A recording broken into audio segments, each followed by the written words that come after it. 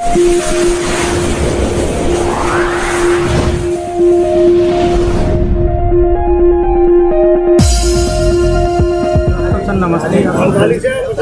नमस्कार।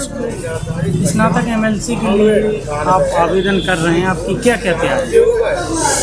देखिए, प्रयागराज झांसी का स्नातक एमएलसी चुनाव 2026 में होना है। इस चुनाव की हम लोग तैयारी कर रहे हैं पिछले 1 वर्ष से। चुनाव अभी भी 2 वर्ष बाद है। हम लोग इस चुनाव में सबके बीच में जा रहे हैं। सबसे मतदाता बनने के लिए हम लोग अपील कर रहे हैं। इस पूरे अभियान में प्रयागराज से झांसी तक के 10 ज़िले आते हैं।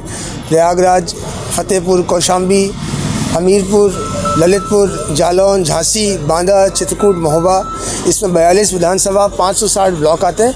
बड़ा क्षेत्र है।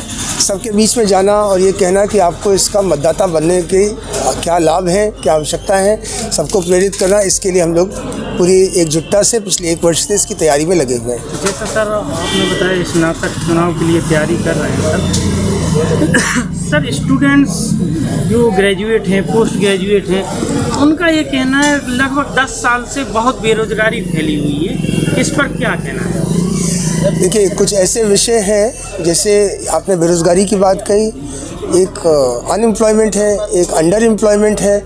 इसके अलावा जो भी स्नातक हैं, जो अपने कार्य क्षेत्र में सफलता से भी कार्य कर रहे हो, चाहे अधिवक्ता समाज, व्यापारी समाज, शिक्षक समाज, हेल्थ केयर समाज, सबके अपने अपने विषय हैं, जिन विषयों को लेकर के ये स्नातक एमएलसी एक ऐसा दायित्व है जिसको अपने संरचना की जो उनका कार्य है उसमें अच्छे तरीके से कैसे जो प्रतिशत आज है उसको कैसे बेहतर करा जा सके, जो अनएम्प्लॉयमेंट का प्रतिशत है उसको कैसे घटाएं, अंडर एम्प्लॉयमेंट का जो प्रतिशत उसको कैसे घटाएं, अधिवक्ताओं की जो समस्याएं उनको कैसे घटाएं, इस तरीके के हर एक खंड में काम करने की आवश्यकता है, जो कि बड़े अच्छे तरीके से करने की ज़रूरत भी है और समय की यही मांग है। सर इलाहाबाद में एक छात्र संगठन है, उनका एक आर्गूमेंट आया हुआ था अभी कि यूपीए गवर्नमेंट प्रति वर्ष रेलवे जो देश की सबसे बड़ी कंपनी है उसका एग्ज़ाम कराती थी, लेकिन जो एनडीए गवर्नमेंट है उसने मात्र 3 बार करा पाया है, वो भी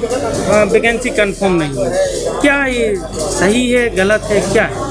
एनडीए गवर्नमेंट क्यों नहीं नियुक्ति करता चुनाव? देखिए, ये जो विषय है इसके विषय में थोड़ा अध्ययन करने की आवश्यकता है। जहाँ तक रही रोज़गार संबंधित समस्याओं के विषय, ये मैं मानता हूँ कि आज के विषय नहीं है, बहुत समय से चले आ रहे हैं। इनमें जैसा मैंने पहले भी कहा, कैसे हम लोग सुधार कर सके, अनवरत इस पर वर्तमान सरकार कार्य कर रही है और हम लोग भी जिस दिशा में लोगों से मिले। देखिए, स्नातक एमएलसी का जो चुनाव है, इस चुनाव में हर बार नए सिरे से मतदाता बनता है। इसके विषय में अगर सोचा जाए तो एक व्यक्ति अगर स्नातक बन गया तो क्या आवश्यकता है दोबारा से उसको मतदाता बनाने का?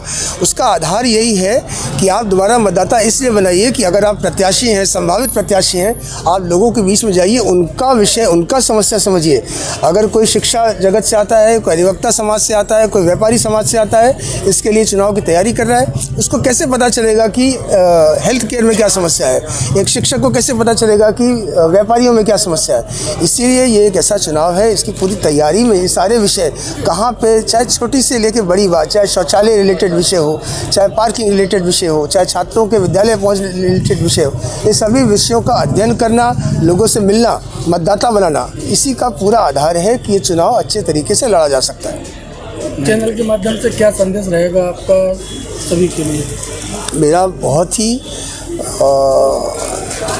इस पूरे विषय पे हर किसी को यही आह्वान रहेगा कि प्रयागराज झांसी का अगर हम उदाहरण लें, यहाँ पे हमारे पास कम से कम 1.5 करोड़ की लोकसभा आबादी है, स्नातक लगभग 60 लाख है। हमको चाहिए कि अधिक से अधिक संख्या में हमको इसका मतदाता बनना चाहिए, अपना अधिकार समझना चाहिए, क्योंकि मतदाता बनना आपका दायित्व भी है और ये आपका एक तरीके से अधिकार भी है कि आपको इसको बन करके एक बेहतर प्रतिनिधित्व का चयन करना, ये आपकी भूमिका। जैसे आप विधायक का करते हैं, प्रधान का करते हैं, ब्लॉक का करते हैं, वैसे स्नातक अगर आप हैं तो आप प्रयास करिए कि आप मतदाता बनिए और मतदाता बनके अपने मत का प्रयोग करिए। यही मेरा आह्वान रहेगा।